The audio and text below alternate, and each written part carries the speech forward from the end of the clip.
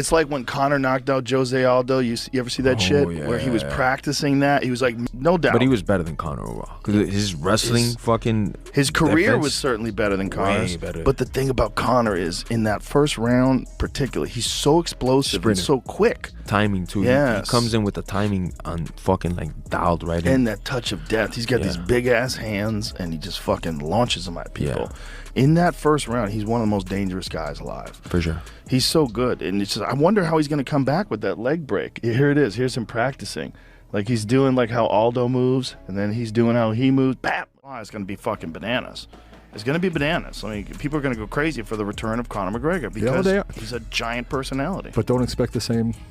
How could you just can't. He hasn't fought in 5 years, That's right? exactly it. It's been 5 years. But that's the problem. It might be more. Because they're going to all expect that. I think it is a little over 5. It's almost 6, I think. It might be 6 at the time of the fight. It might be. I think it's 5. I think it's 5 right now. Are we expecting to see a Conor that looked like Nate this last fight? Or are we expecting to see a better Conor than someone that looked like Nate? Because Nate did not look good. No, but Mike Perry did. And Mike Perry looked like a fucking murderer. You know what I mean? Like Mike Perry is a murderer. He's a murderer. And this is such a savage. You take a look at that, and when you're taking an older fighter, which Nate is now, and you're 21. You're 5 fucking years ago, July. So it literally will be 6 years. Yep. Yeah. But when you're it'll be 5 years. It'll be 5 years. When you're taking a younger fighter and putting them against the old dog, it normally doesn't end well for the old dog.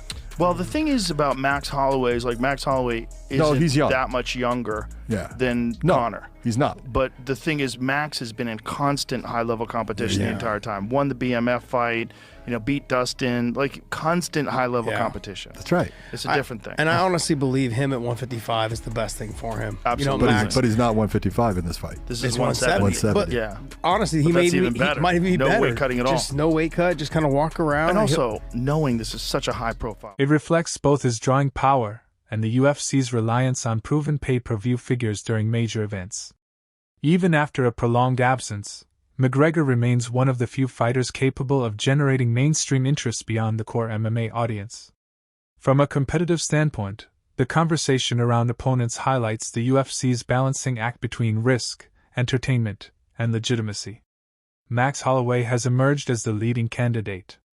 A rematch between the two carries narrative value because their first encounter took place in 2013 when both fighters were at early stages of their careers. Since then, Holloway has developed into one of the most technically refined strikers in the sport, while McGregor reached peak global fame before stepping away from consistent competition.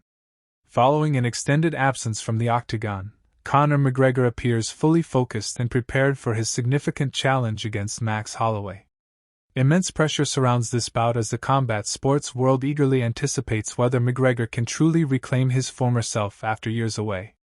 From his dedicated gym sessions to intense sparring, McGregor is clearly driven to prove he remains at the pinnacle. And we all expect Conor to come back.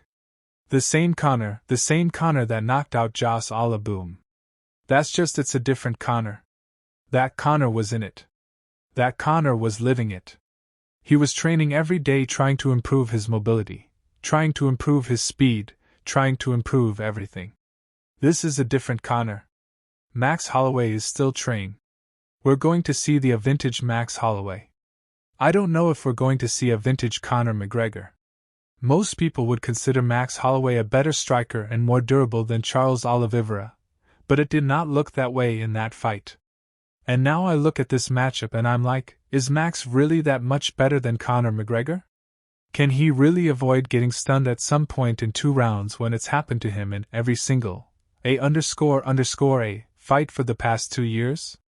Is it actually ridiculous to say Conor McGregor with his specific skill set and the fact that let's be A__A real here, Max Holloway is not going to go out there and chase takedowns against Conor McGregor. If anyone's going to get a takedown, it's more likely to be Conor McGregor based on their first fight. I don't really want to go there, but that is something you could mention, right? So, let's look at this match realistically, right? Conor McGregor, what are his weaknesses? Calf kicks. When have we ever seen Max Holloway sting somebody, break them down with calf kicks? He's a lot more likely to throw body kicks and oblique kicks and head kicks, right? So take that away from the McGregor loss to Poirier that people will bring up, right? And even then, that third fight, that's not a loss. That's an injury. Okay, Poirier was winning the first round. We have no a idea what would have happened if he didn't break his leg. We don't actually know.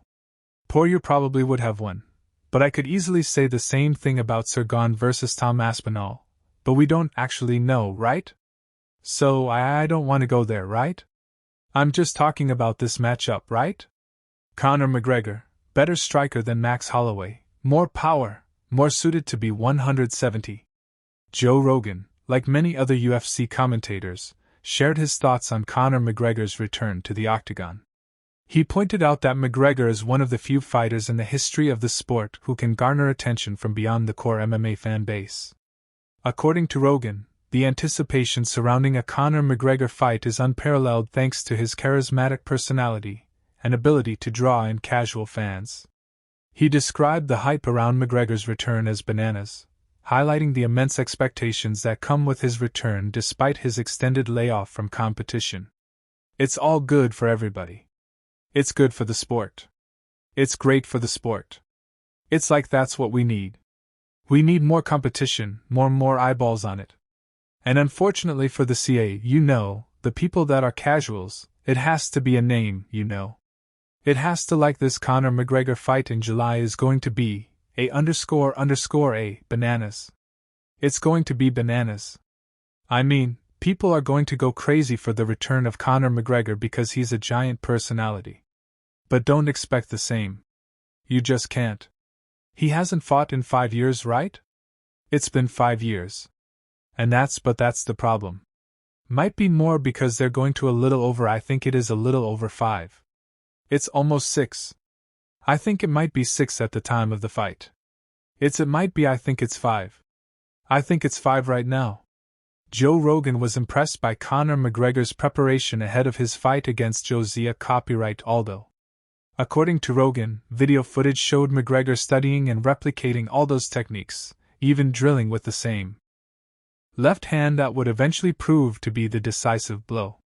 Rogan also praised McGregor's exceptional offensive skills, particularly in the first round where he demonstrated incredible speed and accuracy with his punches, making him one of the most formidable opponents in the sport. So wild to see, like it's like when Conor knocked out Jos Aldo. You ever see that a where he was practiced? No doubt. But he was better than Conor 'cause his wrestling, his career was certainly better than Conor. But the thing about Conor is in that first round particularly, he's so explosive and so quick timing too. He comes in with the timing on, like dialed right in and that touch of death. He's got these big ass hands and he just, launches them at people in that first round. He's one of the most dangerous guys alive for sure. He's so good. And it's just I wonder how he's going to come back with that leg break. Here it is. Here's him practicing like he's doing like how Aldo moves and then he's doing how he moves. Bam. That's it. Joe Rogan recently shared some insightful thoughts on what made Conor McGregor a formidable fighter, particularly in the featherweight division. Notably, Rogan highlighted the challenges McGregor faced when cutting weight to compete at 145 pounds. According to Rogan, footage of McGregor's weigh-ins often showed him looking exhausted, underscoring the difficulties he faced in making the required weight. Despite these struggles, McGregor consistently delivered impressive performances in the octagon, leveraging his exceptional size, power, and accuracy to outmaneuver his opponents. I heard he would have the massive weight cuts to R40. Oh my God, he looked like death. He was one of those guys when I would see him. That was the real weigh-ins. That wasn't the weigh-ins where guys were a ceremonial weigh-in where they weighed in at 10 o'clock in the morning. Like look at him at that, looks like he's on death door and all that flexing and craziness like your body is like you could cramp up real bad at that point in time. Happened to me numerous times. You flex a little too hard after the weight cut. Yeah. Look at the difference. I mean it's extraordinary. I mean he's gaining a solid 20 plus pounds of water. so like that just the amount of